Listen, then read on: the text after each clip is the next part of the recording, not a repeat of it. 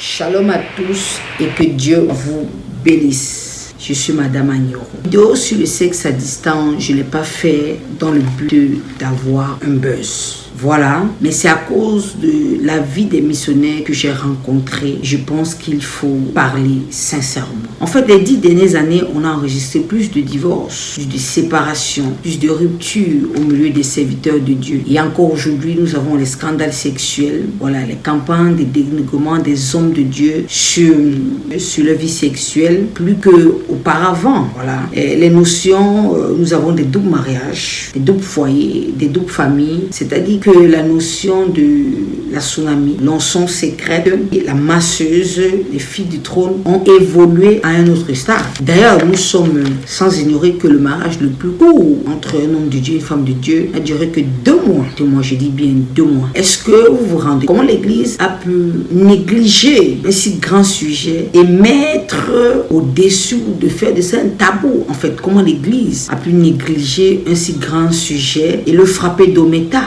Ce n'est pas possible. L'Église, c'est d'abord une famille. C'est-à-dire que c'est l'époux et l'épouse. Voilà. Comment ceux qui disent que le péché adamique, c'est le sexe, on peut négliger cela? Tous ceux qui disent que c'est démoniaque, c'est charnel, cette façon dont je m'exprime, cette façon d'aborder ce sujet, demandez-les et posez-les la question. Est-ce que vous êtes... Demandez-les et posez-les la question. Est-ce qu'ils sont mariés? Ont-ils une famille? Si leur épouse les trompe, diront-ils que c'est charnel? Vont-ils pardonner? Écoutez, je pense que nous devons nous asseoir et parler librement dessus. Pourquoi ne pas en parler? Le sexe à distance, je dis oui et sans effrontement. Comment le faire? Les conditions, les limites, les dérivés, c'est ce qu'il faut savoir. En milieu chrétien, il faut être marié pour ne pas être captif ou accusé d'un péché de conscience. Même en tant que fiancé, vous ne devez pas, écoutez-moi très bien, même en tant que fiancé, vous ne devez pas le faire de peur d'être redevable l'un à l'autre. Étant déjà doté,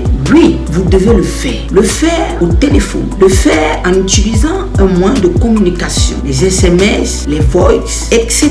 Sachez aussi que la voix reste un moyen puissant pour cela. L'amour que vous portez à cette personne se vit dans la voix. Les conditions en cas d'absence du conjoint et l'incapacité que l'un a à s'abstenir jusqu'au retour de l'autre. Quand vous savez que vous êtes marié et que vous avez un partenaire qui est trop sexe ou bien qui est sexuel, vous devez maîtriser son cycle. Écoutez-moi très bien. Car comme chez l'homme et chez la femme, le cycle sexuel est pareil, mais différent dans son vécu. Sachez que chacun a son rythme. Et dans le mariage, on apprend encore dans les rapports sexuels. Dans le mariage, il y a ce système d'apprentissage. Est-ce que je parle à quelqu'un? Au cas où vous êtes marié, vous êtes vierge, vous êtes puceau. Au cas où vous ne vous êtes jamais connu sexuellement. Au cas où vous avez un passé sexuel lourd. Car chaque passé sexuel est un fardeau. Exemple, un homme, quelqu'un qui était habitué à l'inceste, quelqu'un qui est né de l'inceste, la zéophilie, pédophilie, la prostitution, toutes ces choses sont des fardeaux sexuels qu'il faut maîtriser avant de s'y lancer. Maîtrisez votre partenaire, maîtrisez sa